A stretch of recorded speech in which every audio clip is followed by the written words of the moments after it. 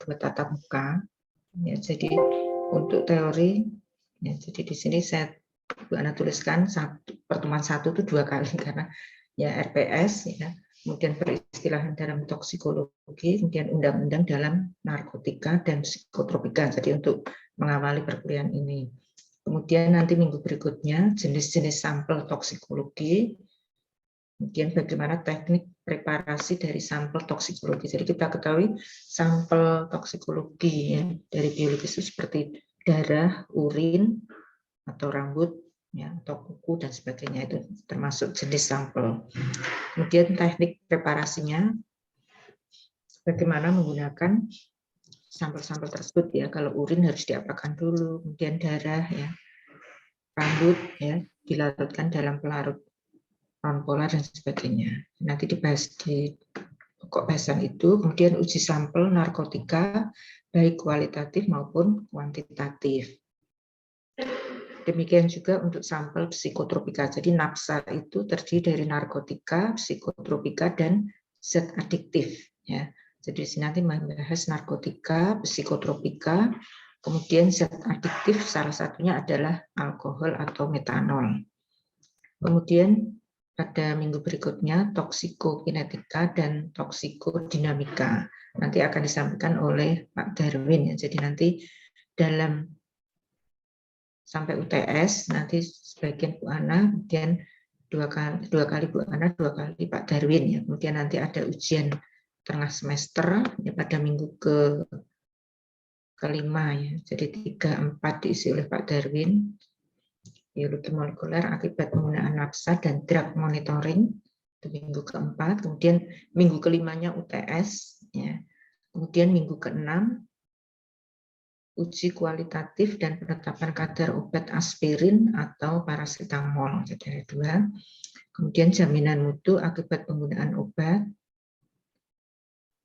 dan pestisida meliputi organofosfat dan karbamat. Itu oleh saya. Kemudian dilanjutkan Pak Darwin, logam berat merkuri, arsen atau Pb, kemudian senyawa lain yaitu karbon monoksida dan sianida. Jadi ini pokok-pokok bahasan yang harus dipelajari di semester 4. Ya. Kemudian untuk ini juga mengacu materinya ini untuk ujian kompetensi ya, UKOM baik D3 maupun D4 ini meliputi materinya ini. Dan yang terakhir drug monitoring ya, dari semua metode. Kemudian minggu ke-10 ujian akhir semester. Jadi ini pendek sekali ya, jadi harus dipersiapkan sejak sekarang karena nanti 2 minggu ke depan sudah UTS ya. Jadi hanya 2 tatap muka, ya 2 minggu ya, Bu Ana 2 kali. Bu Ana 2 minggu, Pak Darwin 2 minggu. Jadi 4 minggu UTS, kemudian 4 minggu lagi UAS ya. Jadi ini yang perlu dipahami karena kegiatan semester 4 nanti ada praktek ya mungkin ya. Jadi kenapa ini pertemuannya harus dipadatkan ya. Kemudian untuk materi yang pertama, ini saya tutup screen-nya ya, atau saya buka dulu.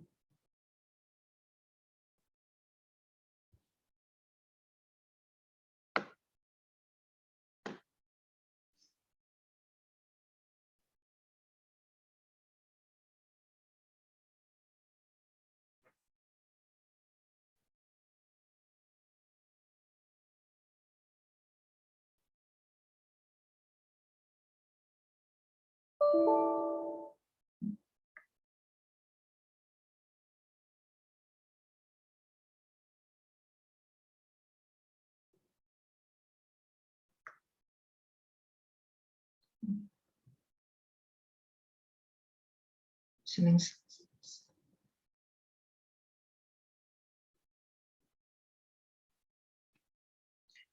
kita bahas yang pertama, pengertian toksikologi dan penggolongannya. Ya.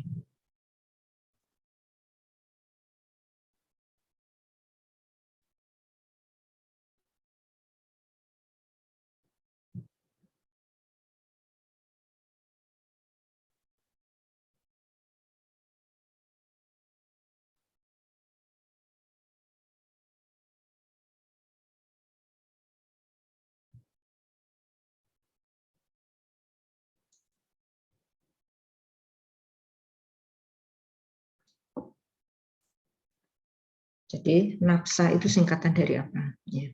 Jadi NA-nya narkotika, P-nya psikotropika, Z-nya adalah zat, A-nya adiktif. Ya, jadi ini. Pengertian napsa, ya, yaitu napsa narkotika, psikotropika, dan zat adiktif ketika dikonsumsi itu akan berpengaruh ya pada sistem saraf pusat. Ya. Kemudian Undang-Undang Narkotika pertama kali itu terbit tahun 1997 ya, yang sebelumnya kemudian diperbaharui oleh Undang-Undang Nomor 35 Tahun 2009, bahwa yang dikatakan narkotika itu adalah zat atau obat ya yang berasal dari tanaman, bisa juga dari bukan tanaman, baik sintetis maupun sintetis ya, sehingga menyebabkan penurunan atau perubahan kesadaran ya, hilangnya rasa, mengulangi sampai bahkan bisa menghilangkan rasa nyeri. Namun ini ada kelemahannya, yaitu menimbulkan ketergantungan. Ya, jadi kalau orang sudah mengkonsumsi narkotika, inginnya itu mengkonsumsi kembali. Nah, itu yang disebut dengan ketergantungan. Kemudian untuk Undang-Undang di nomor 35, narkotika dibagi menjadi 3 golongan ya.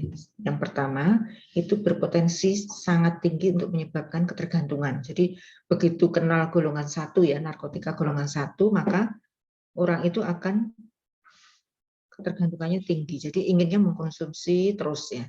Contohnya adalah heroin, kokain, ganja dan sebagainya.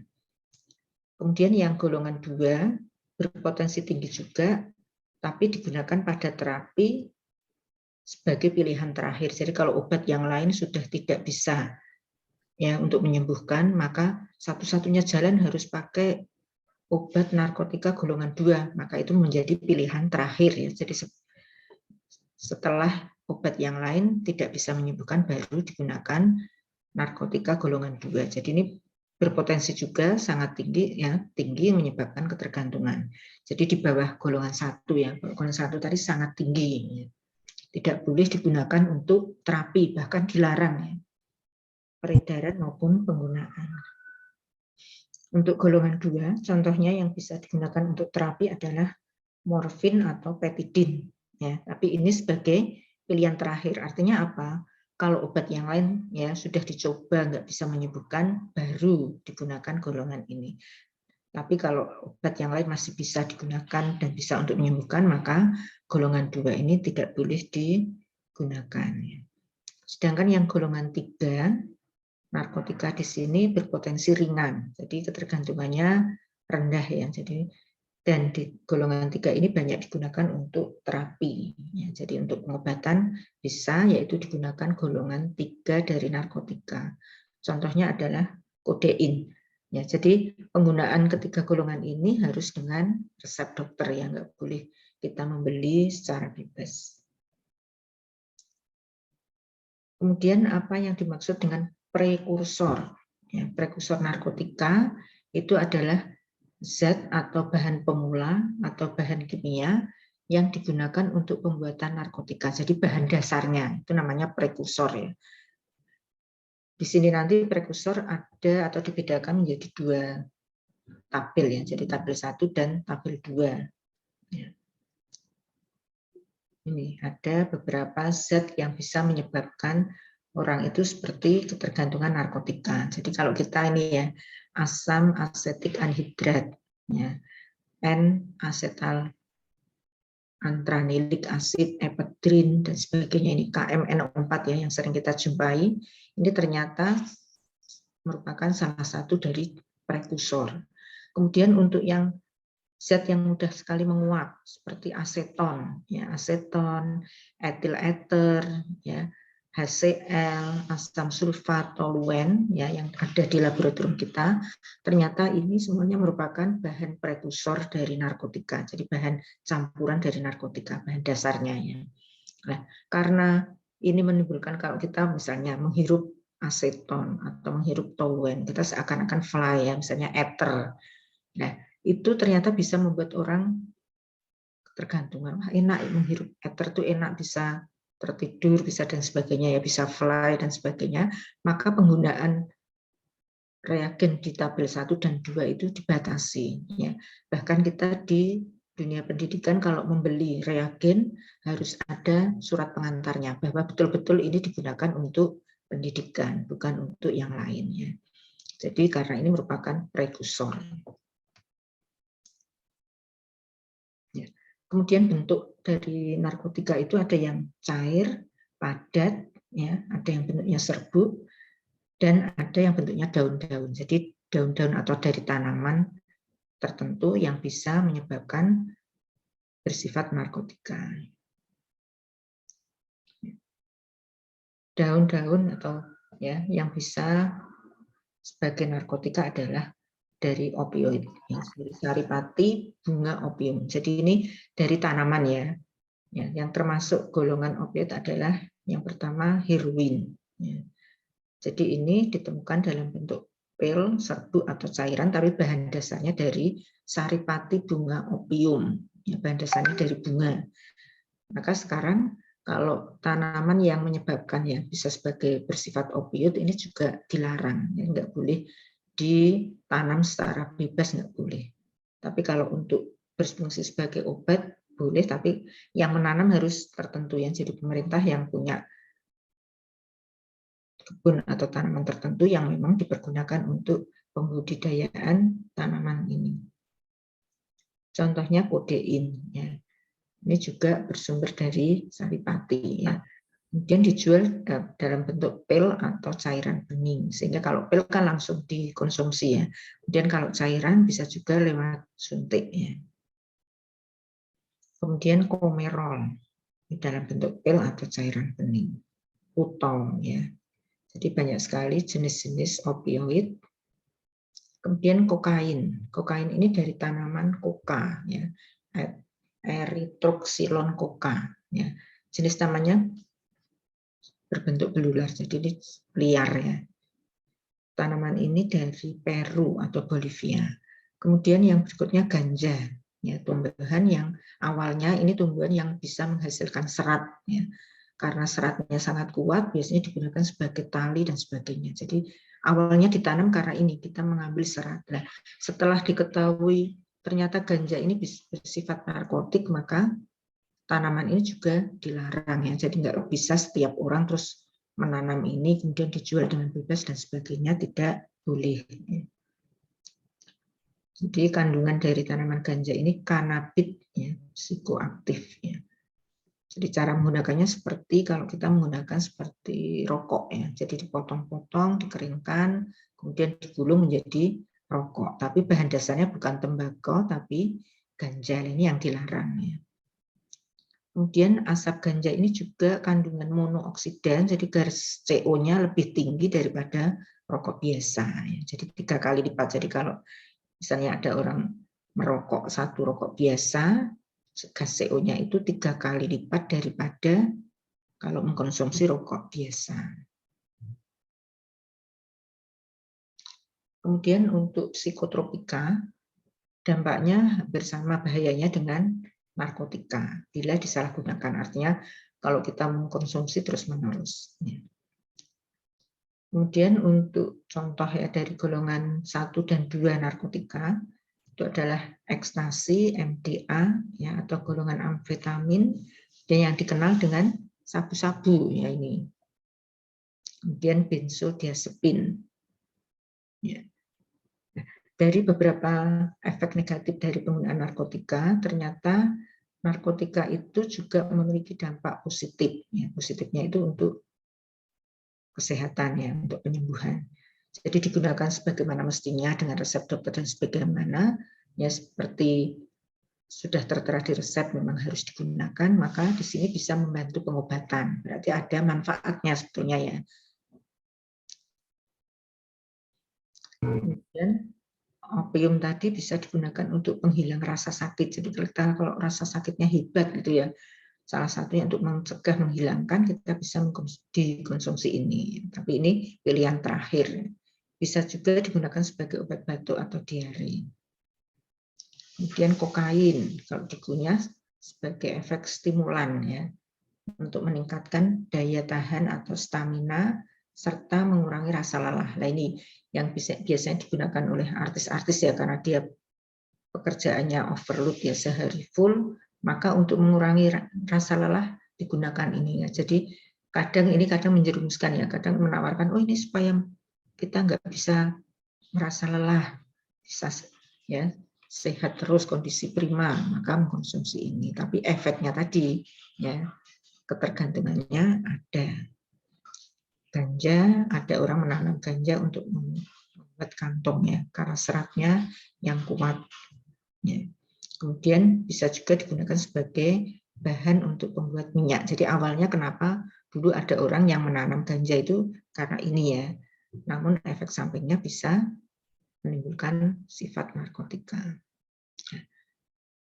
Kemudian Undang-Undang Psikotropika itu nomor 5 tahun 97. Jadi ini sudah cukup lama ya, tahun ini sudah beredar psikotropika.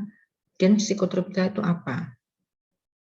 Jadi sama, yaitu zat obat atau baik alamiah maupun sintetis ya, bisa dari tanaman, bisa juga sintetis, tetapi bukan tergolong dalam narkotika. Jadi di luar narkotika yang bersifat psikoaktif, ya, mempengaruhi seleknya pada susunan saraf pusat dan menyebabkan perubahan khas pada aktivitas mental dan perilaku.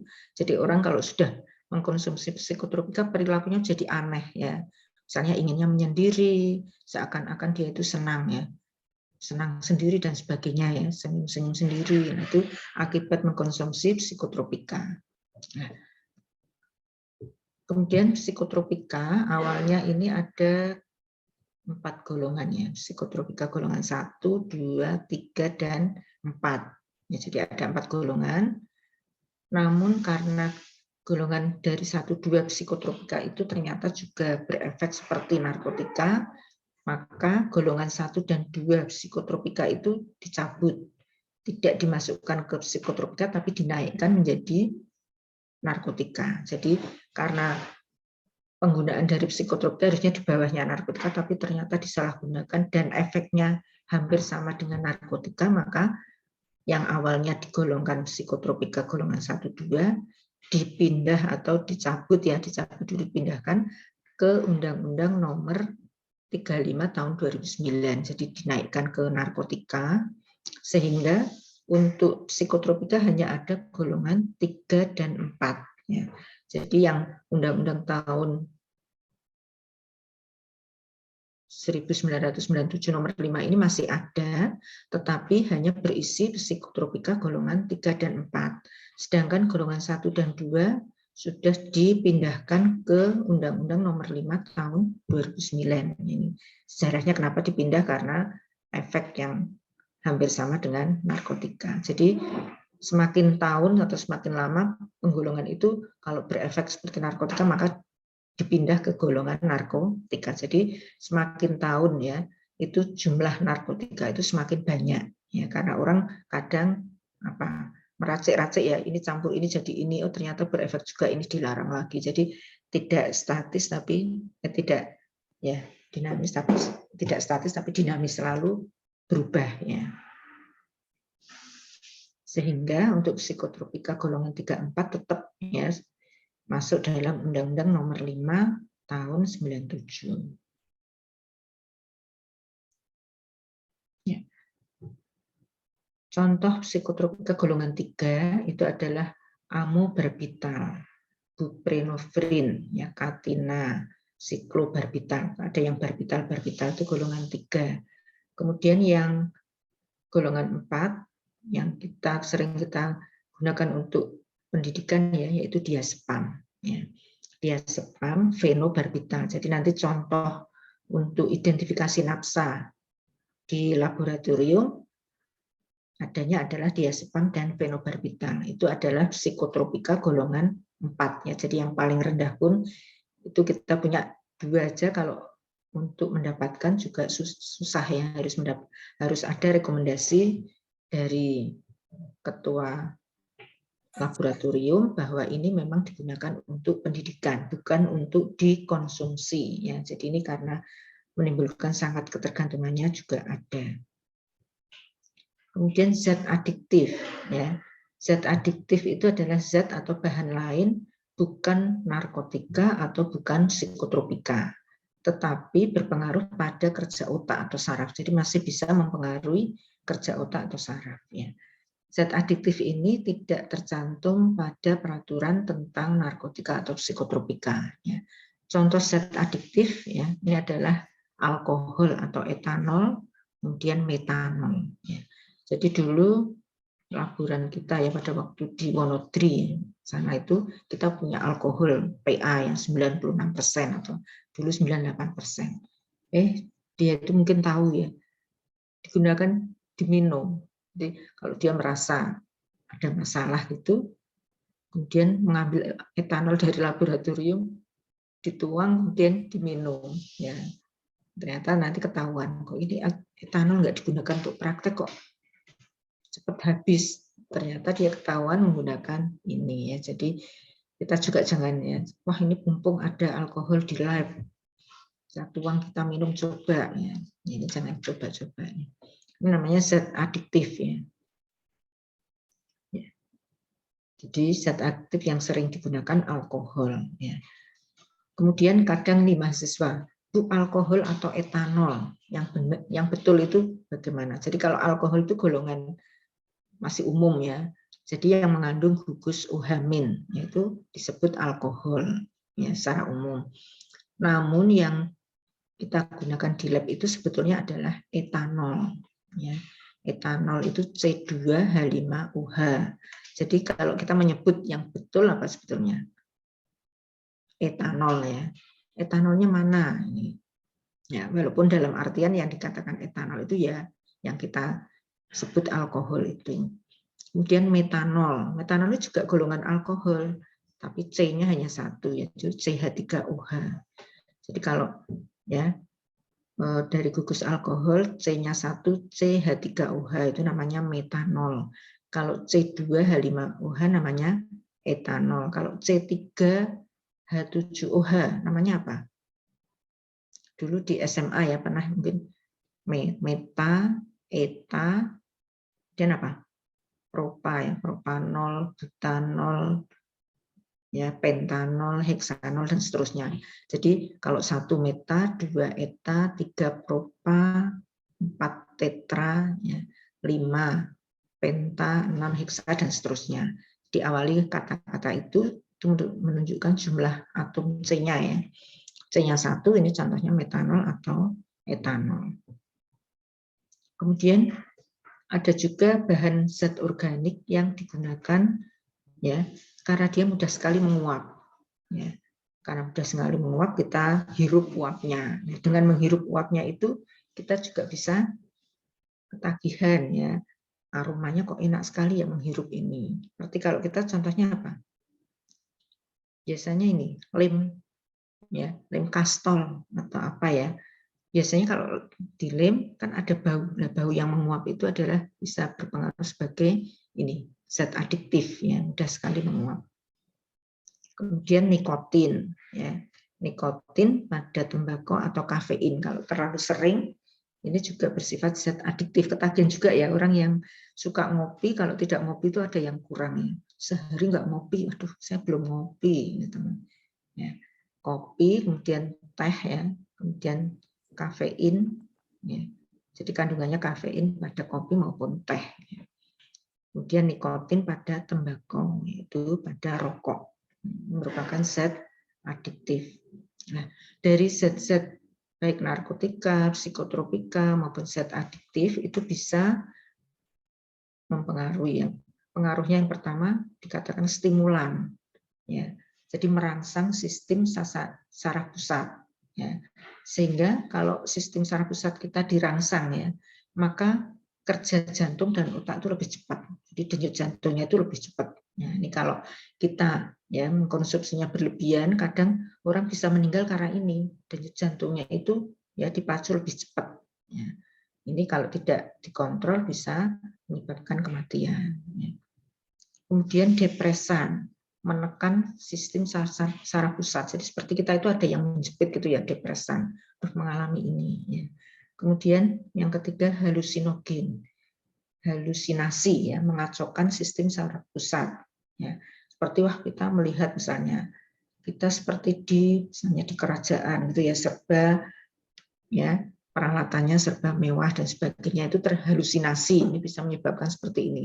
Seperti kita berada di tempat yang indah sekali misalnya ini. Jadi yang sebenarnya tidak melihat tapi dia membayangkan hal-hal yang sangat indah. Kemudian adiktif, menimbulkan kecanduan. Ya, ini yang dari psikotropika dikatakan bersifat zat adiktif, menimbulkan kecanduan. Candu itu apa? Inginnya mengulang kembali, ya. Selalu ingin lagi, cenderung bersifat pasif, tidak bisa langsung memutuskan saraf otak. Jadi pengennya pokoknya minta itu, ya. Padahal misalnya ya membelinya itu harganya mahal, dia sudah nggak punya uang. Tetap bagaimana usaha supaya mendapatkan uang untuk memperoleh bahan ini. Nah ini yang dikhawatirkan ini ya. Udah uangnya habis untuk membeli ini, tapi dia masih mencari pokoknya dapat ini, ya nggak bekerja dan sebagainya, tapi mengkonsumsi bahan-bahan ini. Kemudian stimulan, menimbulkan perasaan segar, ya, semangat, tidak lelah, tidak lapar, maka orang itu begadang terus ya, rasa nikmat, bahagia dan seterusnya.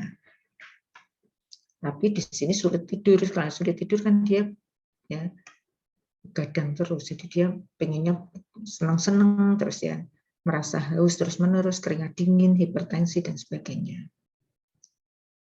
Kemudian stimulan bisa menimbulkan rasa nikmat dan bahagia. Jadi misalnya dia punya masalah, seakan-akan dia tidak punya masalah, ya karena mengkonsumsi bahan yang bersifat stimulan. Contohnya adalah amfetamin, ya, ekstasi, kafein atau alkohol, ya kan. Misalnya orang ya ini yang misalnya orang biasa ya ini sering minum alkohol, kafein, ya, marijuana dan seterusnya. Ya ini walaupun dalam jumlah sedikit tetap berefek pada stimulan. Kemudian kalau depresan, ya, menekan saraf pusat, ya, jadi mengurangi aktivitas fungsional tubuh dan konsentrasi sehingga penggunanya merasa tenang, nyaman, tidur hingga tak sadarkan diri ya. Jadi tidurnya kebablasan, tidur terus sampai nggak sadar, itu namanya depresan. Nah, penyebab dari depresan ini bisa dari opiat, ya, heroin, barbiturat contohnya hipnotik atau sedatif, marijuana contohnya ganja, oksikoodon dan seterusnya atau putau.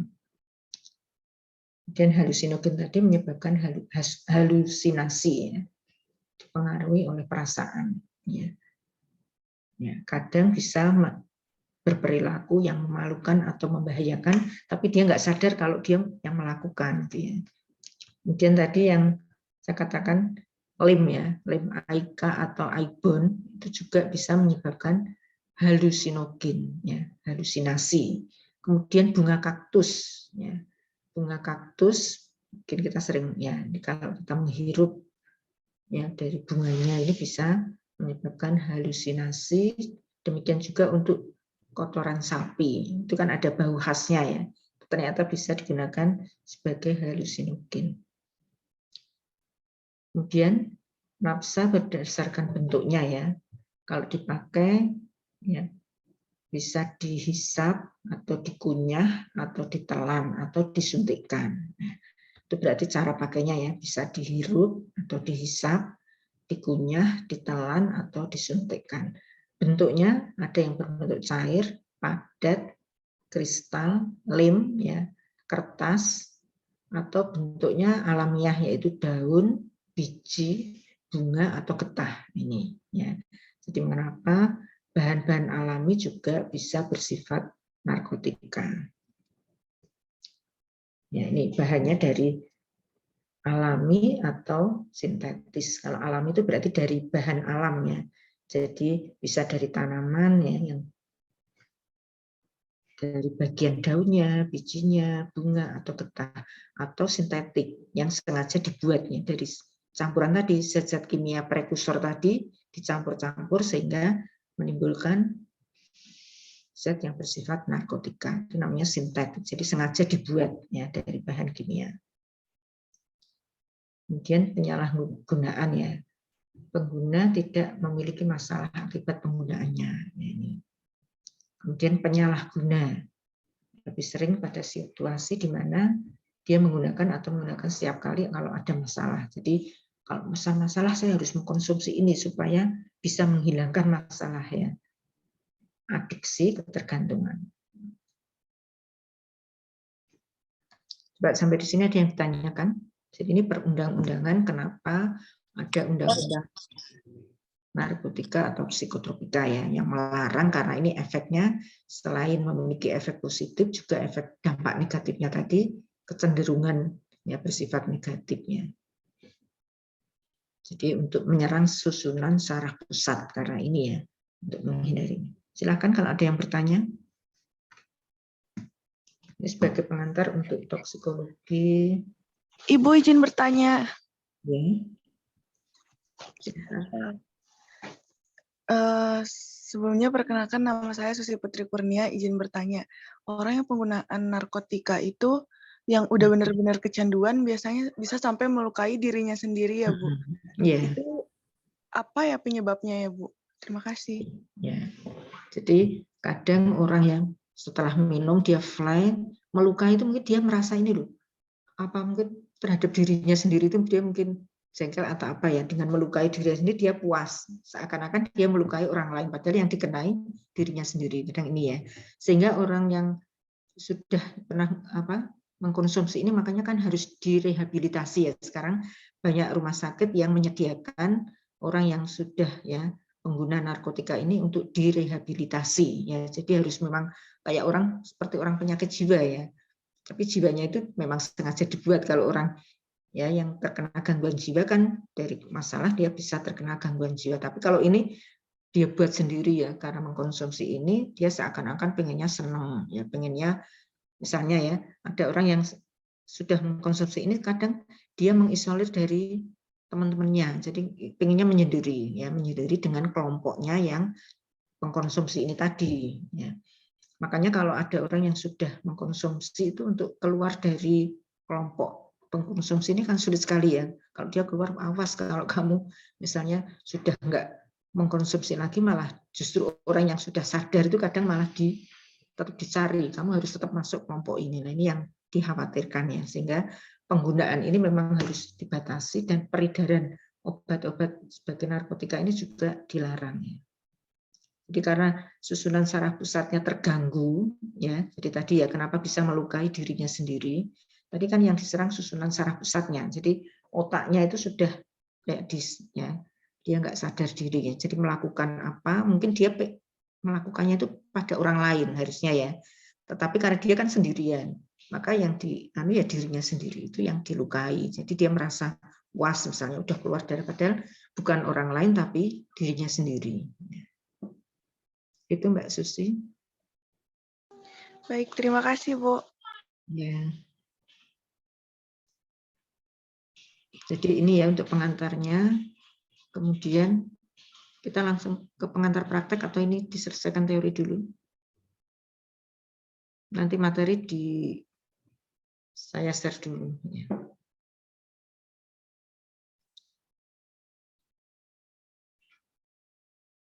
Untuk jenis-jenis sampel ya, biar punya bayangan. Karena ini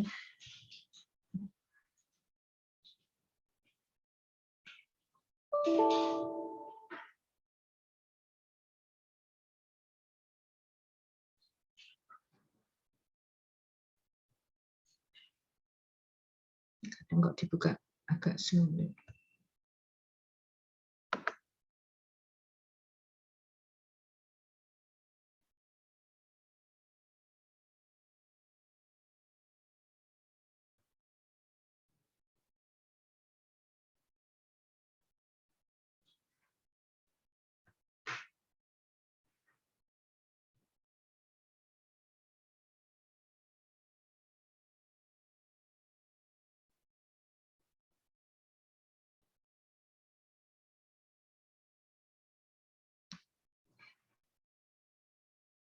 Jadi jenis-jenis sampel untuk pengertian toksikologi dulu ya. Toksikologi itu artinya apa? Toksik itu artinya racun ya.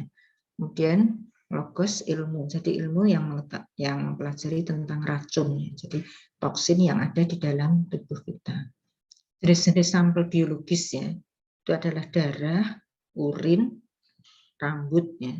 Kemudian bahkan makanan atau obat sisa yang telah diminum oleh orang yang atau korban ya, yang telah misalnya orang keracunan, telah minum apa ya, nah ini sisa-sisa obat atau makanan itu bisa digunakan sebagai sampel. Kemudian kalau darah ya, kalau kita mengambil sampel darah itu volumenya berapa ya, di sini untuk pengambilan sampel darah diambil dalam keadaan segar, volumenya lebih atau sama dengan 20 mili, jadi diharapkan lebih dari 20 mili. Kemudian untuk whole blood ya,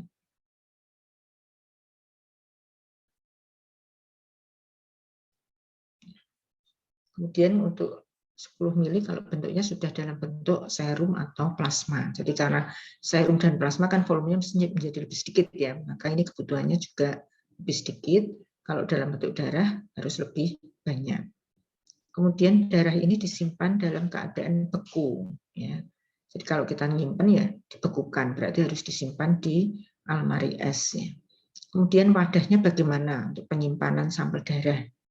Kita harus mencari bahan yang tidak mudah pecah, artinya supaya darahnya nggak hilang ya, nggak tumpah dan sebagainya. Kemudian wadahnya harus kuat, tidak bocor, ya, bersih dan kering. Serta yang penting ini inert, jadi tidak bereaksi ya. Kemudian tertutup rapat. Kemudian dalam setiap kita mengambil spesimen dalam bentuk darah harus diberi identitasnya. Namanya siapa, kemudian jenis spesimennya apa, tanggal pengambilannya kapan, kemudian volume atau jumlahnya berapa itu harus tercatat. Ya. Karena apa? Kalau kita mau menggunakan harus kita minimal jumlah sekian. Nah, kalau volumenya tidak mencukupi, kita tuangkan nggak bisa dikerjakan. Jadi ini volume juga sangat ya diperlukan untuk data. Ya. Jadi volumenya berapa, tanggal diambil kapan, apakah darah ini masih dikatakan baik atau sudah rusak, itu dari catatan tanggal pengambilan. Nih, tentunya analis sudah bisa mengambil darah ya. Semester 4 kemarin sudah pernah praktikum belum ini? Belum, Ibu. Belum, Ibu. Kalau belum ya, nanti ini kemungkinan setelah teori nanti ada praktikum untuk semester 4 ya. Jadi ini dipadatkan teori dulu, sekarang yang semester 6. Semester 6-nya baru praktek ya, online-nya. Kemudian nanti baru PBN. Jadi ini gambar untuk mengambil darah ya. Jadi darah ini di tourniquet ya supaya ditekan, kemudian nanti diambil apa ya, aliran darah vena ya. Kemudian ini ditusuk. Jadi ada nanti misalnya ada yang biru-birunya kelihatan itu berarti aliran darah, kemudian diambil darahnya ini. Jadi nanti akan diberi ya cara mengambil darah yang benar itu bagaimana. Nah, kemudian setelah diambil darah ya dengan alat yang namanya squid ya, jadi nanti pengambilan berapa mili tergantung dari penampungnya ini. Jadi ukurannya macam-macam. Kemudian nih, darah ini yang merah nih ya. Kemudian kalau darah dibiarkan ya, diamkan berapa menit nanti akan terpisah. Yang atasnya adalah serum ya, dan yang bawahnya blood. Ya. Kemudian bisa supaya cepat apa? Disentrifuge ya, disentrifuge nanti bisa terpisah antara plasma dan divisinya ini. Jadi endapannya di bawah dan seterusnya. Ya ini tadi. Untuk kenapa kita memerlukan 20 mili itu kan sedikit bisa ya.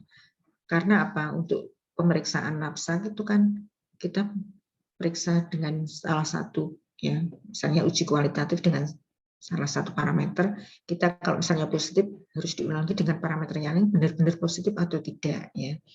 Jadi awalnya 5 mili untuk screening, kemudian yang 20 mili itu untuk konfirmasi ya. Konfirmasi benar apa enggak ini benar-benar positif mengandung nafsa atau dia pengguna nafsa atau tidak. Jadi ini diperlukan untuk jadi supaya tidak salah dalam menyimpulkan maka harus ada uji konfirmasi. Kemudian untuk penyimpanannya kalau tidak segera dilakukan ya untuk pemeriksaan maka harus disimpan pada suhu 2 sampai 8 derajat. Ya. Ini bisa tahan 2 sampai 3 hari. Tapi kalau kita 3 hari kok, Mas, belum bisa ini dikerjakan, lebih dari 3 hari, maka darah itu harus dibekukan, ya, disimpan, harus dia dalam bentuk beku, ya. Kemudian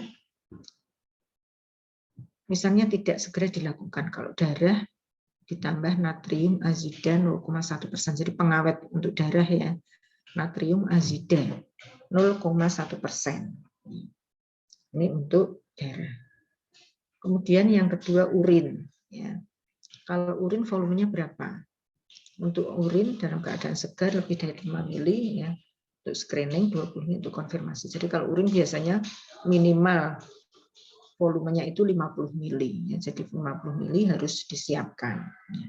Kalau kurang dia tidak akan, ya, jadi harus minimal 50 mili. Kemudian urin disimpan ya pada suhu 2-8 derajat. Ya, nanti ini bisa sampai 2-3 hari ini tadi, sama bersama dengan darah. Tapi kalau segera dikerjakan dalam waktu sehari ya nggak usah disimpan ya, jadi langsung dikerjakan. Kemudian kalau lebih dari 3 hari tadi sama ya dengan di dalam freezer. Nah, kemudian bila tidak segera ditambahkan, maaf, tadi yang natrium azida yang urin ya, kalau darah itu adalah EDTA ya, EDTA atau NAF. Jadi ini urin diambil 50 mili ditampung dalam wadah tertentu. Biasanya dari plastik polipropilin. Ya, ini sudah yang sekarang beredar itu ada yang dilengkapi dengan suhu. Ya, jadi suhunya itu sama dengan suhu tubuh kita. Kemudian urin, apakah yang urin itu benar-benar urin atau sudah diencerkan? Ya, misalnya ada orang yang, wah, saya supaya tidak terdeteksi, urin saya encerkan dengan air supaya konsentrasinya rendah atau hilang gitu ya. Nah ini untuk mengecek bahwa urin itu betul-betul urin segar atau tidak, ini dari baunya. Nah, kalau kita berbau di kamar mandi ya, bau urin adalah bau amonia. Jadi ada gas amoniaknya. Kemudian warnanya apa kalau urin segar? Ada yang tahu? Kalau kita di kamar mandi biasanya apa? Di toilet itu sering timbul warna kuning ya. Jadi urin itu menimbulkan warna kuning. Kemudian suhunya kalau dia betul-betul masih fresh atau tidak ada tambahan apa-apa, baru saja diambil, itu suhunya sekitar suhu 30 derajat, jadi agak hangat ya. Tapi kalau sudah ditambahkan air, maka suhunya ini sudah hilang, sudah menjadi enggak panas ya. Berarti ini kemungkinan urinnya sudah ditambah dengan aquates, sehingga kalau orang diambil urinnya ya dideteksi sebagai pengguna narkotika misalnya ya, itu pengambilan urin pun harus dikawal ya tadi supaya nggak ada penambahan air. Kemudian ada juga obat-obatan yang bisa membuat identifikasi nafsa itu menjadi negatif. Contohnya adalah penggunaan obat mata insto. Pernah ya? Obat mata insto itu ternyata kalau diteteskan pada urin, maka kalau dia harusnya positif, maka dia menjadi negatif. Nah ini makanya untuk pengambilan urin harus dijaga ya. Jadi harus dikawal. Mungkin kamar mandi itu betul-betul steril, tidak ada bahan-bahan yang lain. Kemudian yang masuk sudah dideteksi dulu, dia nggak membawa bahan atau obat-obatan di dalam kantong sakunya atau apa, itu deteksi betul-betul harus dia kosong. Ini makanya untuk menghindari penyalahgunaan tadi, penambahan aquades, kemudian penambahan obat insto pada urin sehingga nanti supaya kalau deteksinya negatif. Makanya ini untuk pengambilan sampel urin ya untuk pengguna nafsa, pengamatan langsung, artinya kita mengawal bahwa orang yang mau diambil urinnya itu betul-betul ya mematikan air yang masuk, mengisolasi atau segel ya untuk mencegah pembukaan keran ya, harus menutup tangki dan sebagainya. Kemudian air di dalam toilet itu diberi pewarna supaya apa? Kalau nggak ada pewarna kan dia bisa nambahkan ya urin yang kuning tambah air putih kan nggak kelihatan. Tapi kalau ada pewarnanya biasanya dibuat di toilet itu warnanya tidak putih tapi airnya biru. Nah nanti kalau ditambahkan kan ketahuan, oh ini nambahkan air dari Ya, makanya ini harus disegel semuanya ya. Nggak ada sabun, nggak ada desinfektan, nggak ada pembersih ya untuk mengelabui pemeriksa.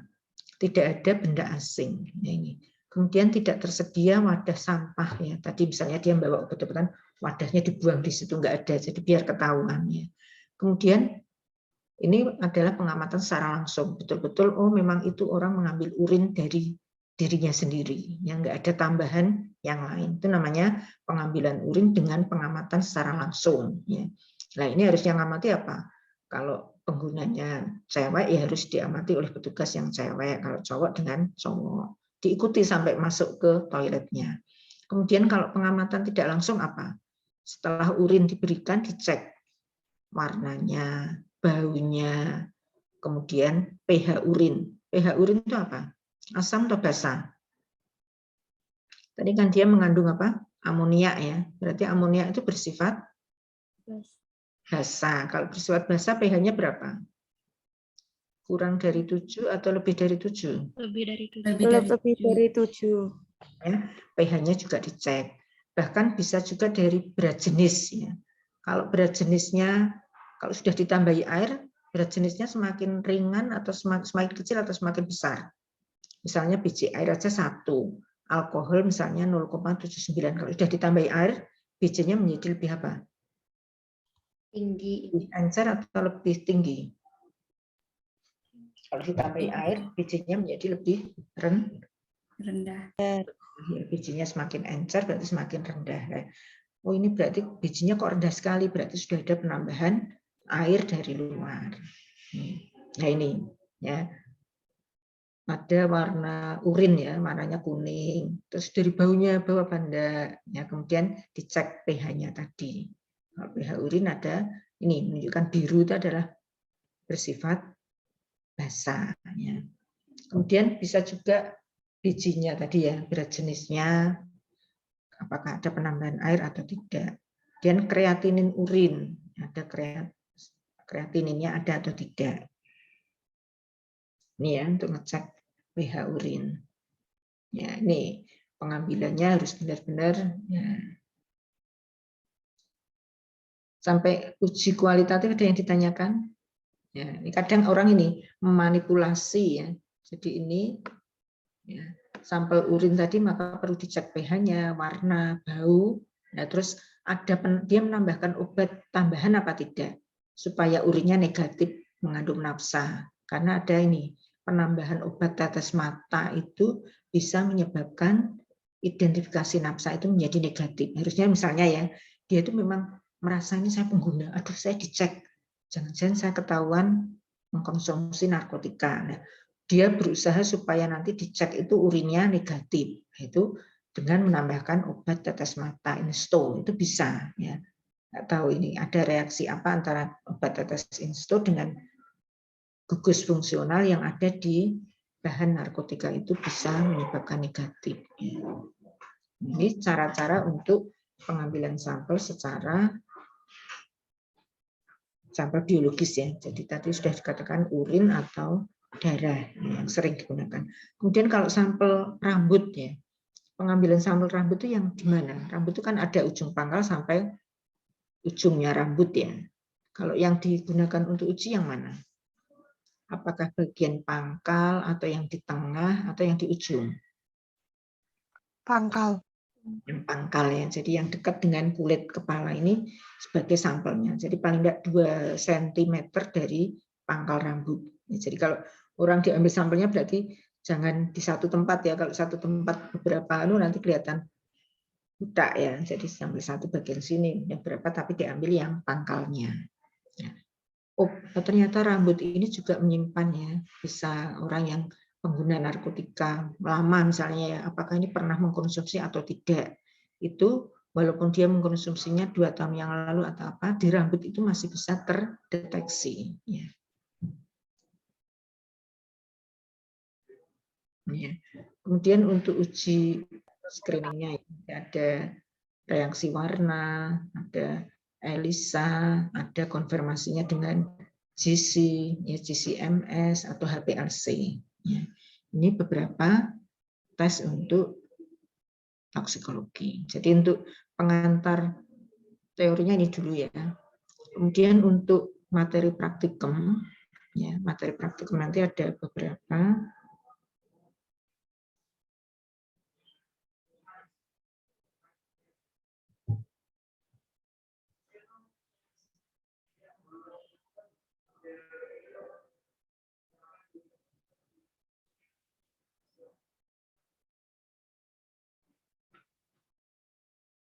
Materi praktik toksik ini.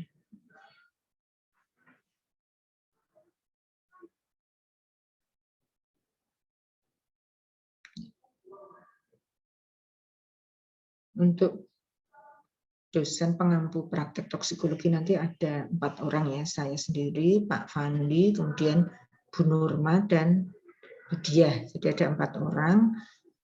Nanti kalau pertemuannya ada 8 kali, nanti Bu Ana bagi tiap dosen 2 kali tatap muka ya. Jadi 2 minggu dosen A, 2 minggu dosen B, 2 minggu dosen C, 2 minggu dosen D. Jadi 4 orang nanti akan diberi jadwalnya nanti.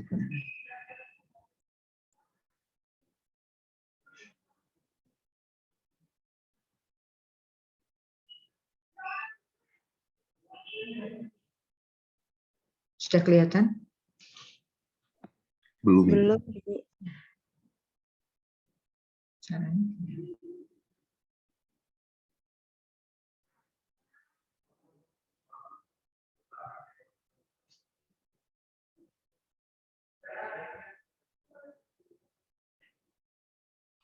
Ibu, mohon maaf itu di chat ada yang bertanya, Bu. Iya. Jika akan melakukan pemeriksaan ini, sebelum itu pasien tersebut malamnya atau sehari sebelum pemeriksaan itu meminum obat, apakah mempengaruhi hasil pemeriksaan tersebut, Bu? Ya, nanti ada ya pengaruhnya, nanti bisa ya terdeteksinya justru malah kalau minum obat-obatan bisa tadi ya obat tetes mata di urin bisa negatif, atau justru malah minum obat-obatan yang lain justru malah ketahuan positif. Jadi ada yang positif palsu ya, nanti belum sampai ke situ ya. Jadi ada misalnya mengkonsumsi epedrin ya. Kalau orang mengkonsumsi epedrin, kemudian kok ada pemeriksaan setelah dia mengkonsumsi epedrin ya. Justru malah dia mengkonsumsi epedrin itu menjadikan dia positif menggunakan seperti nafsa. Nah, kalau dia misalnya, saya merasa nggak menggunakan nafsa, tapi kok saya terkena ini, malah saya dikatakan positif. Nah, terus dia cerita, mungkin ditanya, Ibu sebelum diperiksa ini kemarin minum obat apa? Oh, saya minum konsumsi obat yang mengandung efedrin atau dextro ya, itu juga bisa menyebabkan justru malah positif. Jadi ada beberapa obat yang bukan narkotika atau psikotropika, tapi menyebabkan kalau dites dia justru malah positif. Jadi namanya positif palsu ya. Jadi sebetulnya dia tidak menggunakan, tapi terdeteksinya malah positif palsu, itu juga banyak. Kemudian kalau fase negatif ya tadi, misalnya urinnya ditambahi obat tetes mata, itu. Kemudian dia minum sebanyak mungkin ya. Kalau banyak minum kan dia juga sering mengeluarkan urin ya, urinnya sudah dibuang dulu, kemudian di urinnya itu terdeteksi. Jadi kalau baru saja misalnya penggerbekan ya di suatu tempat kok ini ada yang minum minuman keras atau apa ya, wah ini berarti kemungkinan cenderungan ada yang mengkonsumsi narkotika misalnya ya, digerebek, kemudian orang-orang yang tertangkap itu kan ada yang betul-betul memang pengguna atau mungkin orang yang terjebak ya, misalnya diundang ke situ ternyata ini pas penggerbekan. Untuk mengetahui mana yang benar-benar positif dan negatif tadi dites uji kualitatif ya. Kalau dia positif nanti dilanjutkan ke uji konfirmasi. Nah, berapa lama ya? Kalau baru saja dia mengkonsumsi ya, berarti yang bisa diambil bagian mananya? Bagian darah ya, otomatis kalau kita menghisap darah itu mesti langsung ada. Ya, jadi berapanya menit itu darahnya mengandung zat yang dikonsumsi. Kemudian kalau urin itu berapa lama? Ya, kalau urinnya sudah dikeluarkan kan nanti yang urin berikutnya sudah tidak mengandung atau mungkin berapa lama. Jadi ada batasnya seminggu atau apa. Kalau sudah beberapa hari kelewat kita mau mendeteksi, jangan urin, kita mendeteksinya pakai rambut atau kuku. Ya. Jadi ada batasannya ya, bisa terdeteksi, masih terdeteksi positif. Ya. Jadi nanti ada pembahasan tentang kapan batas maksimalnya kita mengambil sampel darah atau kapan kita sampel urin ya. Kemudian kalau sudah dalam jangka waktu yang lama, kalau kita mengambil sampel darah atau urin ya pasti negatif, sudah nggak ada kan. Kemudian kita mengambil sampel dari rambut ya. Jadi kalau baru saja dia mengkonsumsi bisa darah atau urin. Kemudian misalnya korban sudah meninggal, itu bisa cairan lambung dan sebagainya. Nah, ya. Ini saya mau kalau PDF bagaimana ya untuk membuka? Ini yang kelihatan apa? Sudah saya tutup ya? Iya, Ibu. Yang kelihatan folder tadi. Folder. Ini membuka. Oh, ini kurang. Ya, jadi untuk sekarang mulai praktikum ya nanti. Praktikum itu ada identifikasi ya secara kualitatif, kemudian ada screening tadi, kemudian ada uji kuantitatif. Yang pertama ini yang paling sederhana yaitu burak. Ya. Jadi kita tidak bisa menghindari ya makanan yang terbuat atau yang ada kandungan buraknya. Karena ini sering ditambahkan pada apa ini kalau kita sering beli apa? Makan ya, apa? Bakso, Ibu. Bakso itu supaya dia bisa menggelembung atau bisa kenyal seperti itu atau bisa awet beberapa hari, produsen menambahkan burak. Sebetulnya tanpa burak itu bisa ya, jadi misalnya daging digiling dicampur dengan tepung itu ada bentuknya ya semulus kalau ditambah burak bisa ya, misalnya ada bakso yang malvinas besar itu bisa permukaannya mulus dan sebagainya ya. Kemudian di kerupuk kenapa bisa mengembang ya, bahan dasarnya kan gandum ya kerupuk ini, kok bisa mengembang bahkan besar sekali. Nah, itu karena ada kandungan borak. Kemudian pada mie itu kok awet sekali ya, sehari kadang 2 hari masih bisa tahan. Nah, ini ada kandungan borak. Nah, untuk mengidentifikasinya sampel dihaluskan dulu ya. Kemudian ditambah dengan CaOH 2 kali. Jadi kalsium hidroksida. Jadi dihaluskan tambah CaOH ya. Kemudian dipijarkan atau dipanaskan pada suhu rendah dulu untuk menghilangkan zat organik. Kemudian dinginkan. Nah, residu yang dihasilkan itu nanti dicek dengan reaksi nyala atau reaksi kurkumin. Dengan reaksi nyala, ya, jadi sampel yang sudah dihaluskan tadi dan sudah kering, ditambah dengan asam sulfat pekat dulu. Ya. Asam sulfat pekat, ya. Kadang kalau kita supaya hasilnya nyalanya agak lama, 1 mili asam sulfat pekat, kemudian ditambahkan metanol. Kalau asamnya 1 mili, metanolnya 2 mili. Jadi metanolnya lebih banyak daripada asamnya. Kemudian kita pijarkan korek, ya, korek api. Apinya didekatkan dengan campuran yang sudah mengandung asam sulfat pekat dan metanol. Karena di sini ada metanol, kalau ada kena api gimana? Akan terjadi apa? Terbakar. Ya, jadi akan nyala di larutannya tadi itu kena di stimulan ada api sedikit maka dia akan nyala. Warna nyala api pertama kali berwarna apa? Api itu berwarna kalau enggak ya Orange. ya. Nah, nanti di tengah-tengah warna api jadi waktu pertama muncul warna apinya dulu, merah dulu. Kemudian kalau api itu sudah mengenai sampel tadi yang mengandung borak. Jadi borak tadi kan sudah dihaluskan, dipijarkan ya di abunya tadi ya. Di residu yang kita ambil tadi bereaksi dengan apinya tadi, maka akan muncul warna semburat nyala berwarna hijau. Itu menandakan bahwa boraknya positif. Jadi di tengah-tengah api yang berwarna merah muncul warna lain yang berwarna hijau. Ya, itu boraknya positif. Kemudian kalau boraknya ada kandungan kationnya Na, natrium.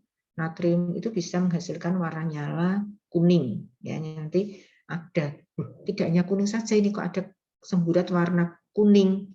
Kuningnya itu dari natrium. Jadi karena borak itu natrium tetraborat. Ya. Kemudian nama dagangnya apa? Kalau kita di pasar-pasar itu enggak, kita beli borak itu enggak, tapi belinya apa namanya? Untuk membuat apa? Gendar atau apa? Penambahan bleng. Pernah enggak di pasar? Oh, beli bleng. Pijar.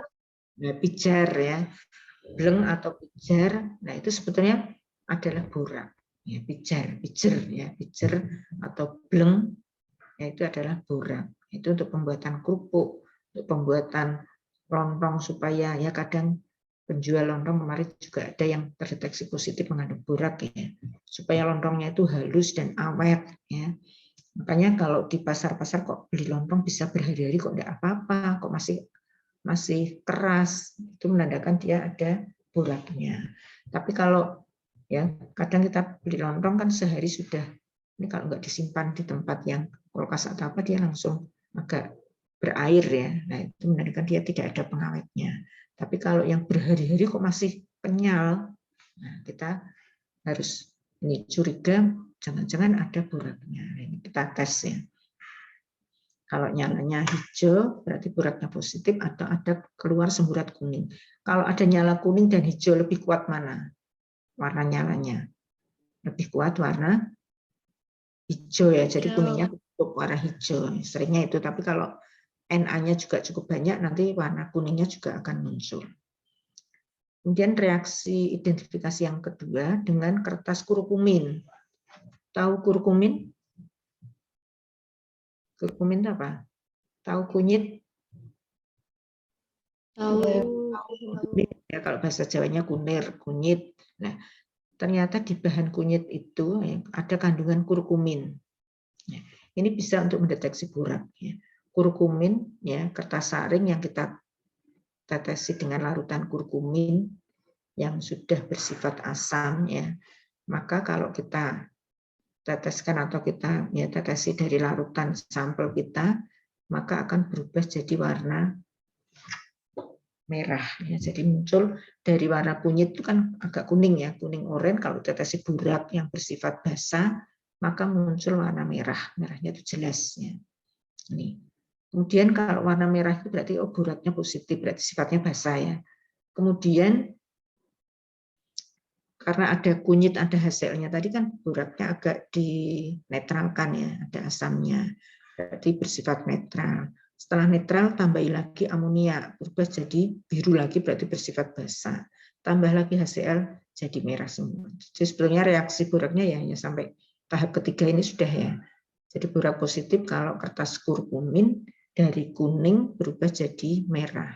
Itu tandanya kurkumin boraknya positif. Nih.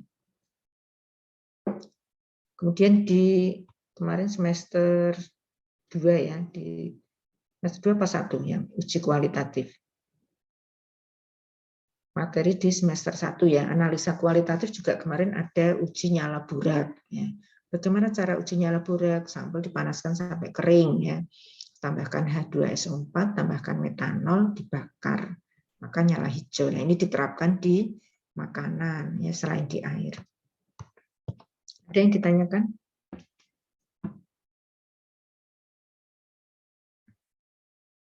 Kemudian satu lagi untuk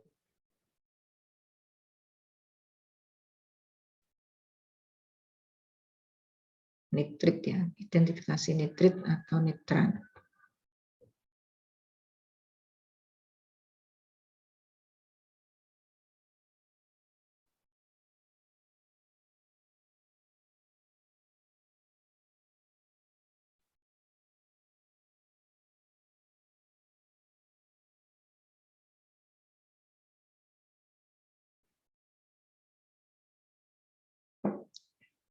Yang selanjutnya identifikasi nitrit atau nitrat.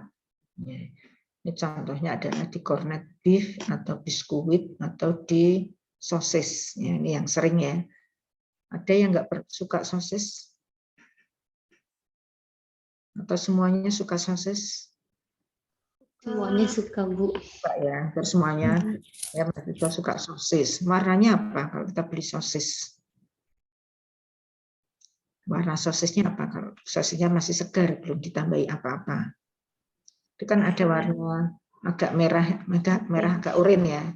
Nah itu adalah padahal daging itu warnanya apa? Atau ayam ya, misalnya ada sosis ayam, ada sosis daging. Warna aslinya ayam apa? Putih ya. Dagingnya agak putih. Kalau daging Merah. Merah. merah kalau segar. Kalau sudah dibiarkan atau sudah dimasak jadi warna apa? Coklat ya. Coklat. Daging kan coklat. Nah, produsen supaya daging itu awet atau ayam yang dibuat sosis ya atau nugget itu awet ya, dia nggak mau rugi ya, ini ada penambahan natrium nitrit NaNO2 atau sendawa. Sendawa itu tujuannya mengawetkan. Selain mengawetkan, sendawa atau nitrit ini juga memberikan warna merah pada daging. Jadi kelihatan dagingnya itu seperti segar terus. Makanya sosis kan merahnya merah segar ya.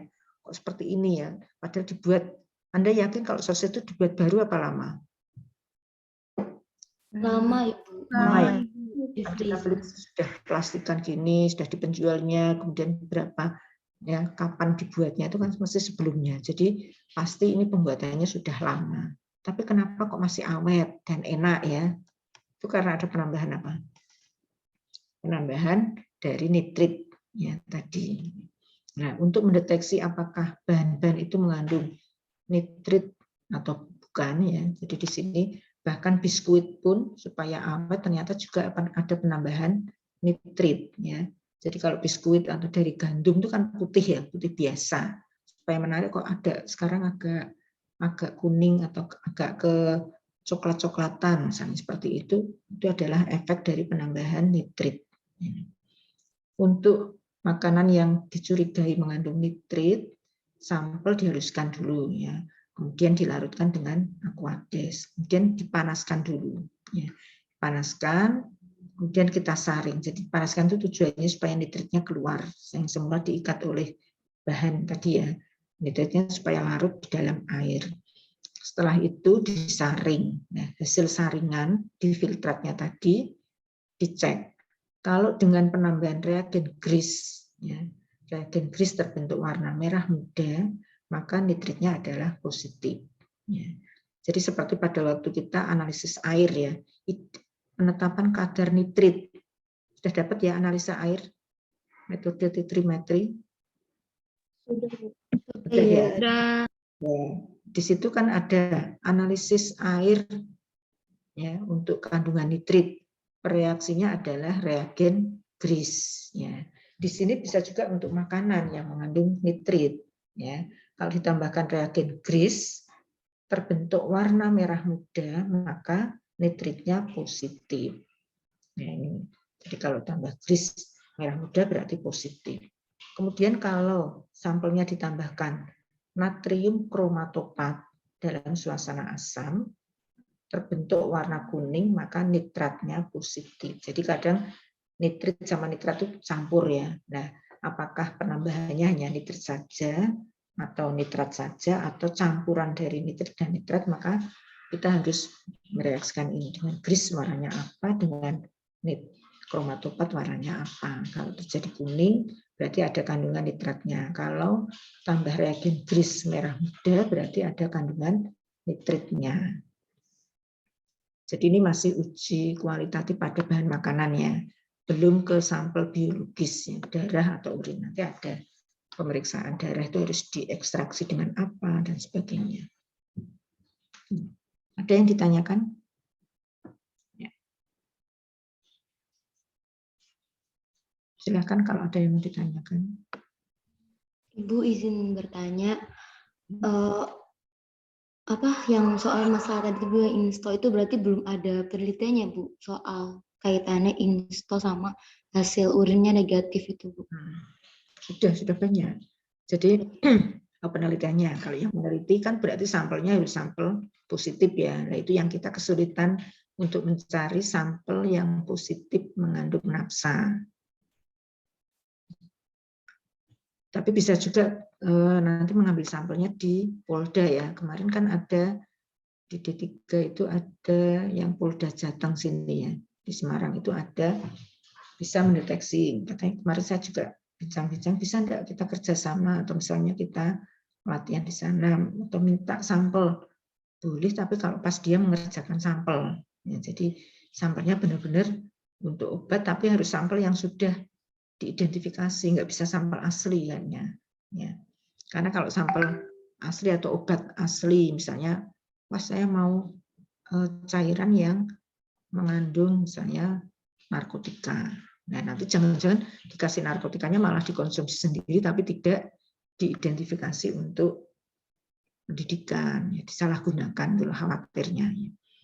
Jadi bisanya kita mungkin mengambil sampelnya, ya kita mengerjakannya di sana. Misalnya bisa nanti kalau ada yang ingin ya penelitian tentang narkotika, ya nanti harus ada surat izin dari kampus ke Polda. Itu kemarin kayaknya bisa. Ya.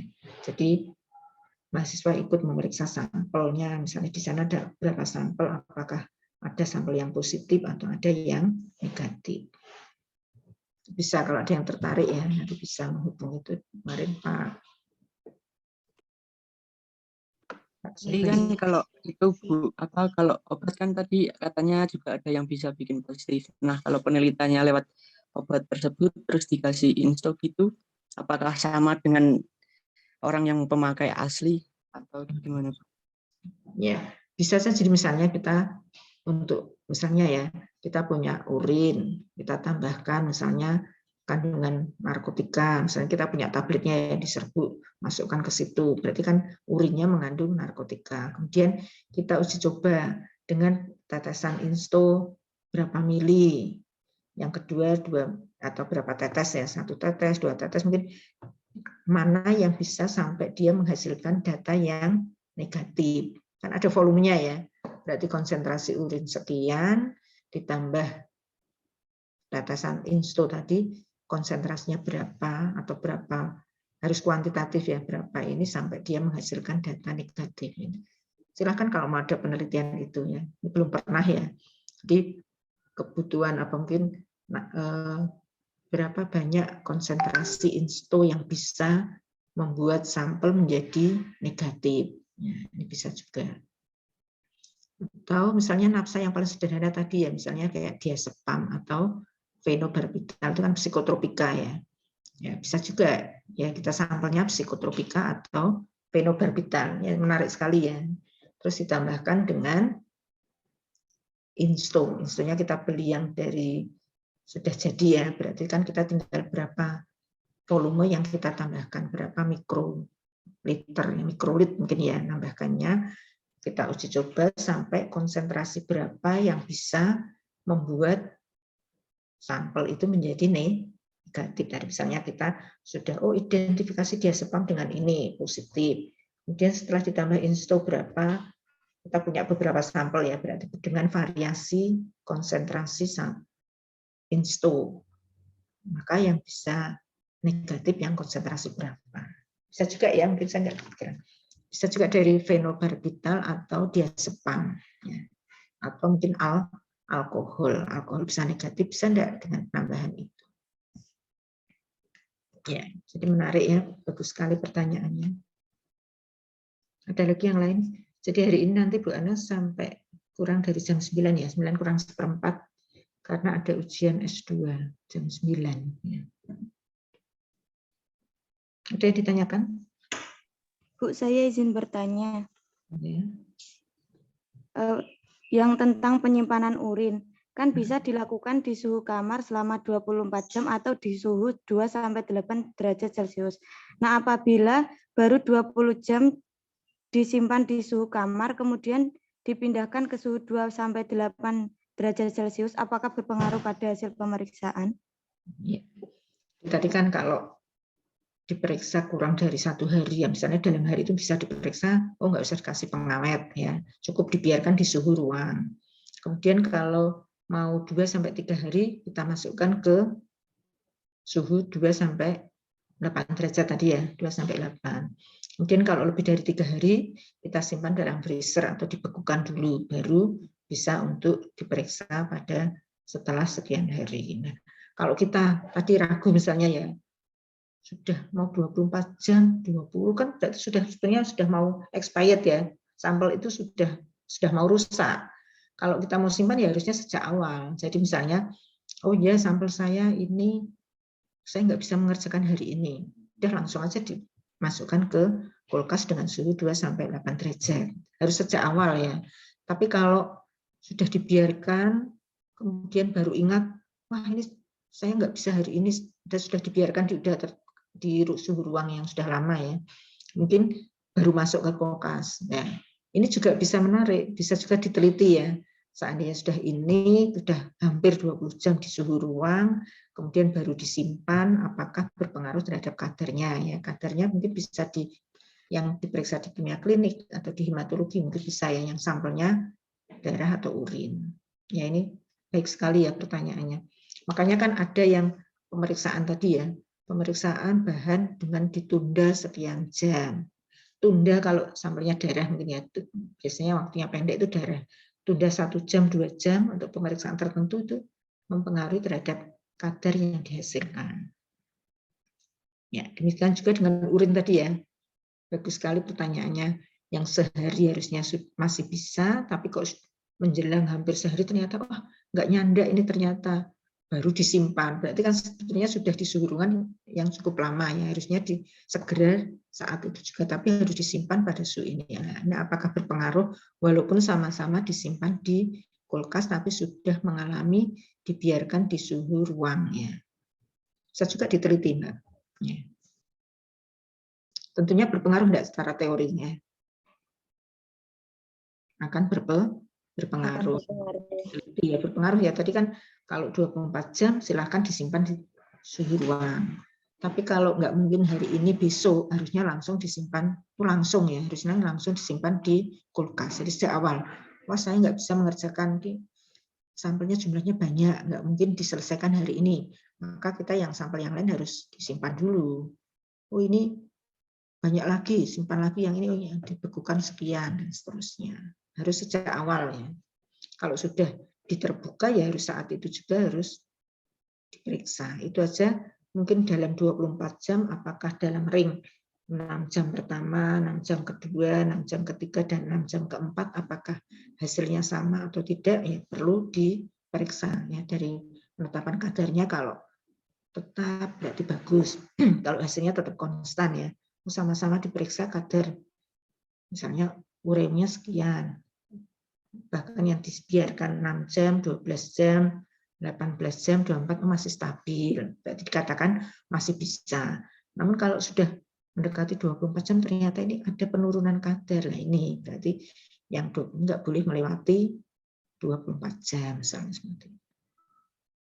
Ya sebenarnya banyak sekali ya yang bisa diteliti dengan faktor penyimpanan, faktor waktu ya, pemeriksaan dan sebagainya. Ada lagi yang ditanyakan? Ibu izin bertanya. Ya. Untuk pemeriksaan ini dengan menggunakan sampel urin itu bagusnya urin pagi atau urin sewaktu, Bu? Bagusnya apa ini urinnya? Kalau orang diperiksa tentunya ada yang harusnya ya setelah tidur ya. Tidur sebelum dia apa-apa, berarti kan masih fresh itu ya. Tapi kalau sudah dia makan dan sebagainya sudah ke belakang, itu biasanya sudah berpengaruh. Berarti urin apa? Urin pagi ya, atau urin sewaktu. Kadang kan ada yang ini untuk pemeriksaan ini jangan ke belakang dulu atau jangan minum ya, kayak puasa ya. Puasa kan berarti nggak ada penambahan aquadesnya atau minumnya, ya. Nggak ada pengenceran. Namun kalau ada penggerbekan dan sebagainya kan saat itu juga ya. Dia habis mengkonsumsi ya sebaiknya langsung.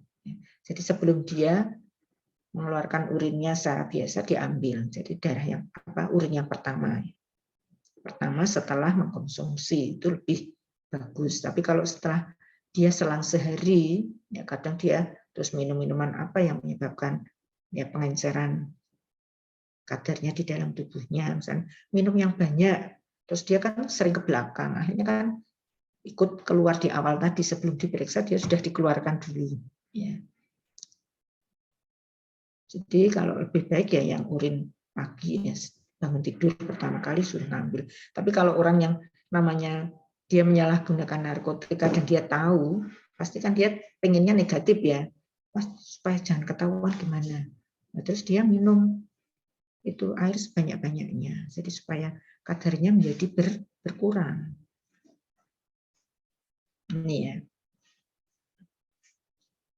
Ya, jadi ternyata menarik sekali ya untuk membahas ini.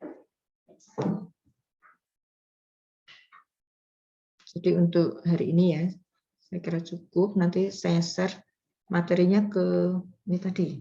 Teori dan praktek sebenarnya sama atau tidak? Sama, Bu. Sama Ibu. Sama. Oh ya, nanti saya share. Jadi yang untuk teori tadi yang pengertian dan penggolongan nafsa ya, kemudian jenis-jenis preparasi sampel. Kemudian yang praktek tadi identifikasi borak dan nitrit nitrat ya, nanti saya share ke ini. Untuk pertemuan hari ini cukup ya.